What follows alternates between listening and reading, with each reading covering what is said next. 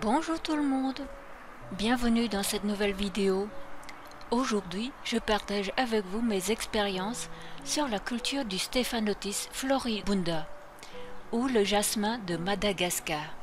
Ça fait 4 ans que je les cultive.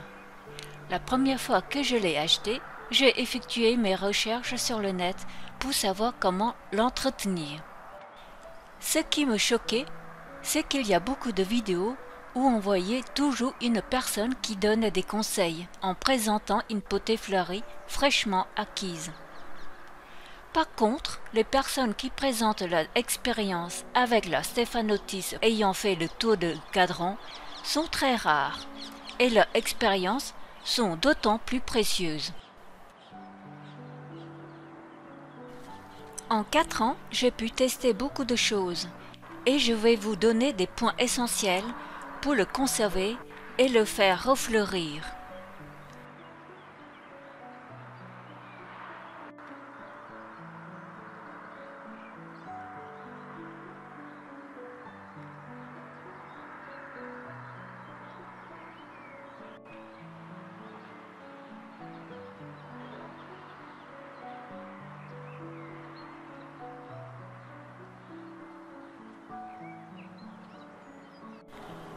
Après l'achat et au cours de sa vie chez vous, il devrait être exposé devant une fenêtre très lumineuse.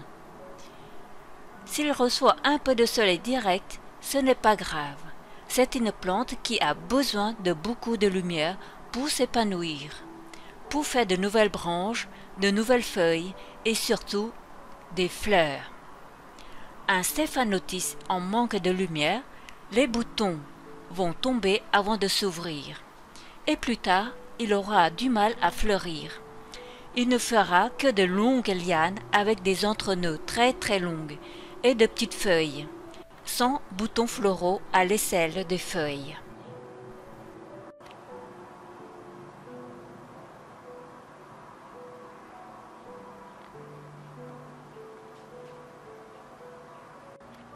Doit-il être mis dehors pour qu'il fleurisse? Pas nécessairement. S'il est exposé devant une fenêtre plein sud, comme les miens, il n'est pas nécessaire de le mettre dehors. S'il est exposé à l'est ou au nord, le sortir dehors à mi-ombre pourrait l'aider à faire de nouvelles ramifications et donc des nouvelles fleurs. Il ne faut surtout pas l'exposer en plein soleil.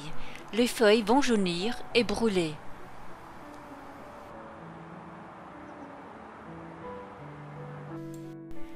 Faut-il de la fraîcheur hivernale pour qu'il refleurisse au printemps? Si vous avez une serre ou une véranda avec une toiture transparente qui laisse passer de la lumière et que la température nocturne ne tombe pas en dessous de 15 voire 12 degrés minimum et que la température remonte dans la journée, le Stephanotis peut y être entreposé. Si vous avez ni serre ni véranda, conservez-le devant une fenêtre très lumineuse. Il bénéficiera de la fraîcheur nocturne et se mettra au repos automatiquement. Et à la fin de l'hiver, le jour s'allonge, on aura plus de lumière et de nouvelles ramifications vont sortir. S'il reçoit assez de la lumière, on verra de boutons floraux à l'aisselle des feuilles. Et il peut rester toujours à sa place. S'il ne porte pas de boutons floraux, s'il présente un signe manifeste de manque de lumière, il faudra lui trouver une place plus lumineuse. L'hiver dernier, j'ai conservé mes Stephanotis dans le séjour, devant une baie vitrée. La maison est chauffée à 18 degrés C la nuit. Et ce printemps, tous les Stephanotis sont en fleurs. Ceci c'est pour vous dire que vous n'avez besoin ni de serre ni de véranda pour le faire fleurir. S'il est conservé dans un endroit trop froid, inférieur à 12 degrés C, le froid fait perdre des feuilles et retarde la mise à fleur de la plante, voire faire mourir carrément la plante. Après l'achat et en fin de floraison, il faudra le rempoter et lui aménager un treillis pour qu'il grimpe. C'est une plante qui fait beaucoup de ramifications au printemps et les boutons floraux sont sur les nouvelles lianes de l'année.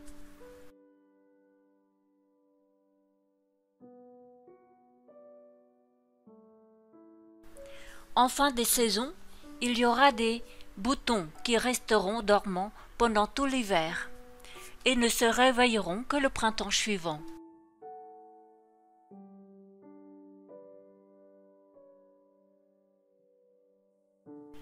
La taille se pratique à la fin de l'hiver. Si le plant est désordonné avec beaucoup de lianes fines, on enlève ce qui est trop grêle, sans feuilles, et on conserve les lianes portant des boutons floraux, même sans feuilles, car ces boutons vont se réveiller et fleurissent au mois de mars ou d'avril.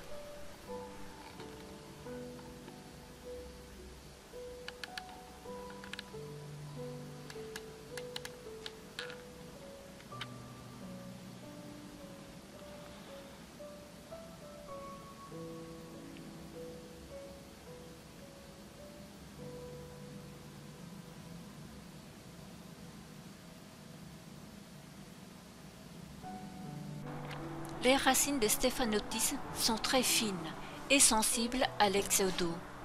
J'arrose par le haut quand le dessus du substrat est sec au toucher.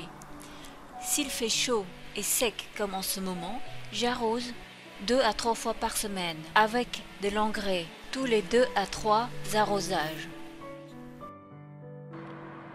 Les Stephanotis sont sensibles aux cochenilles farineuses.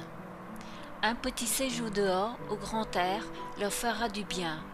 Je vous mettrai en lien les vidéos sur la fertilisation, le rempotage, le bouturage et le traitement anti-cochenille des Stephanotis. Je vous remercie d'avoir visionné cette vidéo et je vous dis à bientôt. N'hésitez pas à commenter, à liker la vidéo et abonnez-vous pour d'autres aventures végétales.